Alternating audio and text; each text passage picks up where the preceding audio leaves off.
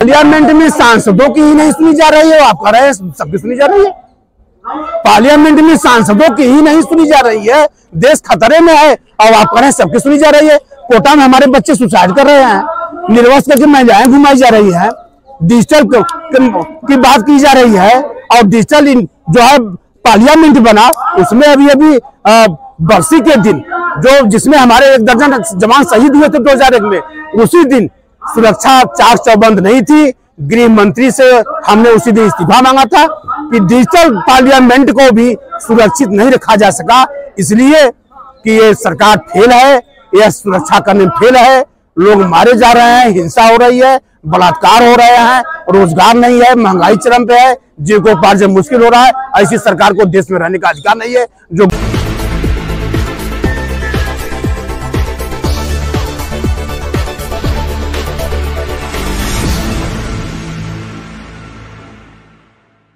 मैं पिछड़ा वर्ग को 60% आरक्षण दिलाने के लिए, जाति जनगणना कराने के लिए, ईवीएम हटाने के लिए और लोगों को हक अधिकार दिलाने के लिए मैं भूखा सत्याग्रह कर रहा हूं।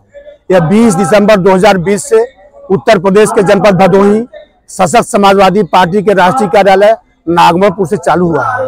ये डॉक्टर राम मनोहर लोहिया जी के सपनों को साकार करने के लिए लड़ाई लड़ी जा रही है, जिन्होंने कहा था जिसकी जितने संख्या भारी उसकी उतनी हिस्सेदारी। ये लड़ाई वहां चल रही है। मैं जाति जनगणना की मांग कर रहा हूँ। लोग हक अधिकार से वंचित है। देश में सबसे ज्यादा पिछड़ा वर्ग की आबादी है और उच्च पदों पर इनका कोई स्थान इनको नहीं दिया जा रहा है, न तो डायरेक्ट भर्तियों में और न तो प्रमोशन में। आप लिस्ट उठाकर देश के लोग देख ले, उच्च पदों पर पिछड़े वर्ग का प्रतिनिधित्व बिल्कुल नगण्य है। लड़ाई वहां लड़ी जा रही है कि देश संवैधानिक हो चुका है, संविधान के मुताबिक देश को चलना चाहिए, लेकिन संविधान के मुताबिक देश नहीं चल रहा है। आज पार्लियामेंट के मेंबरों का निलंबन हो रहा है और 141, 188 एक संख्या बढ़ती जा रही है। ये क्या हो रहा है? देश में संविधान खतरे में है। मैंने लिखा है संविधान खतरे में है, संविधान लोकतंत्र खतरे में, देश खतरे में।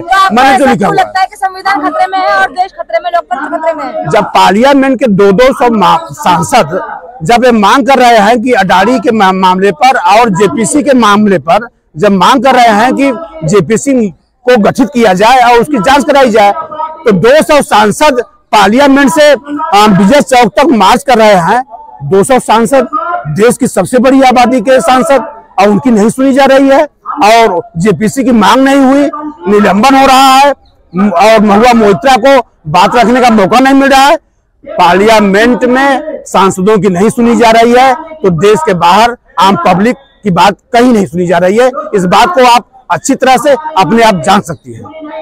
तो मोदी जी तो सबकी सुनते हैं, सबको लेके चलते हैं, सारा विकास वही कर रहे हैं। पार्लियामेंट में सांसदों की ही नहीं सुनी जा रही है, आप कह रहे हैं सबकी सुनी जा रही है। पार्लियामेंट में सांसदों की ही नहीं सुनी जा रही है, देश खतरे में है और आप कह रहे हैं सबकी सुनी जा रही है। कोटा में हमारे बच्चे सुसाइड कर रहे हैं, निर्वस्त्र करके महिलाएं घुमाई जा रही है, डिजिटल की बात की जा रही है और डिजिटल जो है पार्लियामेंट बना उसमें अभी बरसी के दिन जिसमें हमारे 1 दर्जन जवान शहीद हुए थे 2001 में, उसी दिन सुरक्षा चाक चौबंद नहीं थी। गृह मंत्री से हमने उसी दिन इस्तीफा मांगा था कि डिजिटल पार्लियामेंट को भी सुरक्षित नहीं रखा जा सका, इसलिए कि ये सरकार फेल है, यह सुरक्षा करने में फेल है। लोग मारे जा रहे हैं, हिंसा हो रही है, बलात्कार हो रहे हैं, रोजगार नहीं है, महंगाई चरम पे है, जीविकोपार्जन मुश्किल हो रहा है। ऐसी सरकार को देश में रहने का अधिकार नहीं है। जो गलत और झूठा आश्वासन दे करके देश में सत्ता हासिल किया है, उसको इस देश में सत्ता में बने रहने का कोई अधिकार नहीं है। आज लड़ाई वहां चल रही है। तो सत्ता में तो उन्होंने काम करके सत्ता हासिल की है, कोई बातों से थोड़ी सत्ता हासिल की है। झूठा आश्वासन दे करके वो सत्ता हासिल किया है। 2 करोड़ नौकरी हर साल, किसानों की आय 2 गुना होगी। 20 करोड़ नौकरी आज होनी चाहिए। 10 साल बीतने जा रहे हैं, 1 जनवरी को 10 साल हो जाएगा। भारतीय जनता पार्टी को सत्ता में आए हुए 2 करोड़ हर साल नौकरी। आप लोग प्रधानमंत्री से क्यों इस बात को नहीं पूछते कि तुम 2 करोड़ नौकरी कहे थे, तुमने क्यों नहीं दिया? तुमको पद पे रहने का कोई अधिकार नहीं, क्या आप लोगों ने पूछा कभी? मोदी जी तो हर इंसान के दिल में रहते हैं। मैं जो पूछ रहा हूँ मैडम, सिर्फ उसका बात कीजिए आप। मैंने कहा कि आप लोगों ने कभी पूछा कि आप 2 करोड़ नौकरी कहे थे, आपने दिया कितना? आप लोगों ने कभी पूछा? मोदी जी तो कह रहे हैं 2 करोड़ नौकरी दी है। कहाँ दिया है? मोदी जी कह रहे हैं। आपके घर के बच्चे को मिला नौकरी? नहीं, आपको जब आपके घर के बच्चों को नहीं मालूम है तो अब और किसी पर तो इसलिए मैं कह रहा हूँ कि देश में संविधान खतरे में है। देश को बहुत लोगों ने अपना जान न्यौछावर करके बनाया है। ये संविधान किसी एक व्यक्ति की नहीं, किसी एक पार्टी की नहीं, किसी एक समाज की नहीं, ये पूरे देश का कंक्लूजन है संविधान। इससे समझौता किसी कीमत पर नहीं हो सकता। हक अधिकार से जो मामला जुड़ा हुआ है उसमें समझौता किसी कीमत नहीं हो सकता। ईवीएम पे सवाल उठा रहे हैं आप, ईवीएम को बदले तो कैसे करेंगे आप? ईवीएम से हमारे प्रत्याशी रोके जा रहे हैं। हमारा पर्चा हमने नामांकन किया था 2014 में लोकसभा क्षेत्र भदोही से, उत्तर प्रदेश के 78 नंबर से मेरा पर्चा 2014 में निरस्त कर दिया गया। मैं अनशन पे चला गया। 2019 में मैंने नामांकन किया लोकसभा मेंबर के लिए और मेरा पर्चा निरस्त कर दिया गया। तो मेरी ये मांग है, किसी भी प्रत्याशी का पर्चा निरस्त क्यों हो रहा है? सरकार के पास सारे रिकॉर्ड हैं। सरकार ये पता करे कि अमुक व्यक्ति का पर्चा निरस्त नहीं होना चाहिए। सारे रिकॉर्ड उसके पास हैं। ये जानबूझकर पर्चे निरस्त हो रहे हैं। ऐसा देश में नहीं चलेगा। देश में संविधान की जो है व्यवस्था है, संविधान लागू है। एक एक व्यक्ति एक विचार है, उसको मौका नहीं मिलेगा तो संविधान अपना पूरा काम नहीं कर रहा है। मैं लड़ाई वहां लड़ रहा हूं। संविधान के साथ ही चलते हैं मोदी जी, हर काम संविधान को साथ लेकर चल के करते हैं। आपने देखा 182 सांसद अभी निलंबित हुए, तो ये संवैधानिक है।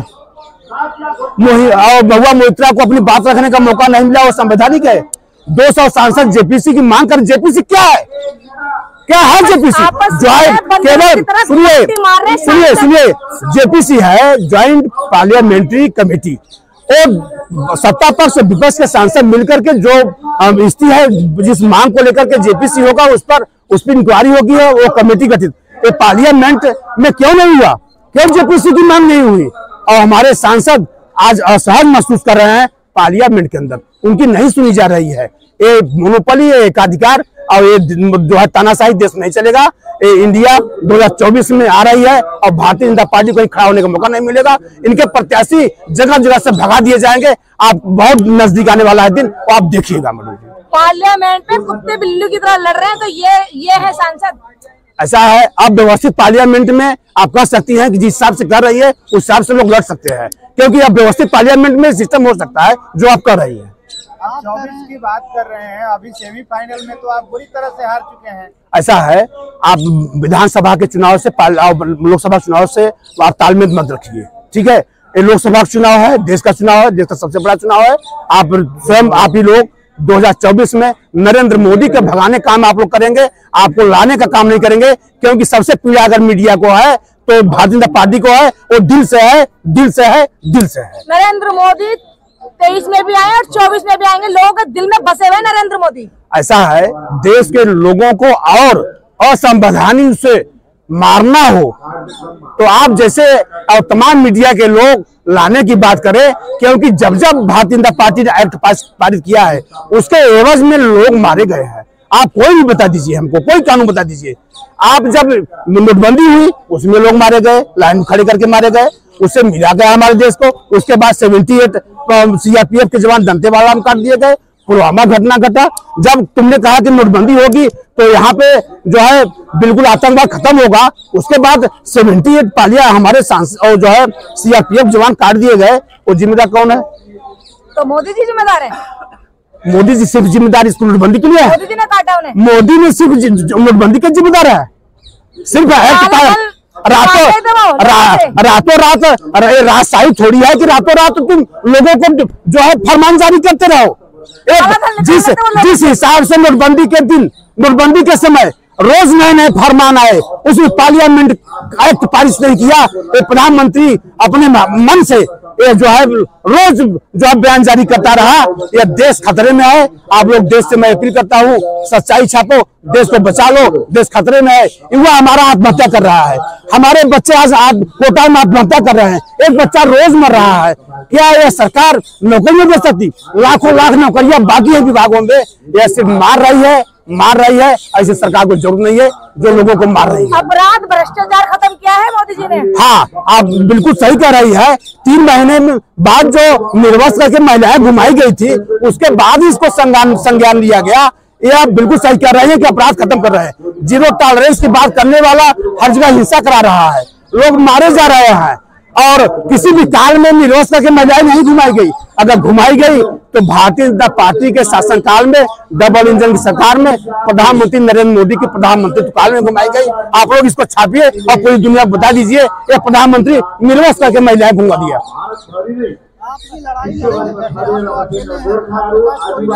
65% के लोग हमारे देश में है। मैं 65% नजर नहीं आ रहा, आप सिंगल नजर आ रहे हैं। 65% के लोग क्या जगह है जंतर मंतर पे? मैं सबको बुला लूं, मैं सबको बुला लूं, क्या यहाँ जगह है? मैं 65% की लड़ाई लड़ रहा हूँ। मैं संख्या देख के काम नहीं कर रहा हूँ। ये लड़ाई 3 साल से हो रही है, ये 2024 है।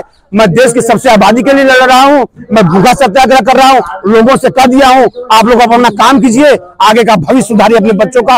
ये जंतर मंतर पे बैजनाथ यादव अकेले आपकी आवाज बंद करके 2024 भारतीय जनता पार्टी को सत्ता से दूर करेगा। ओबीसी के लिए और सबके हक अधिकार के लिए। हक अधिकार से जुड़ा मतलब सिर्फ ओबीसी का नहीं है। ओबीसी का मैं कह रहा हूँ कि जो हक अधिकार से वंचित है, मैं उसकी बात कर रहा हूँ। Thank you.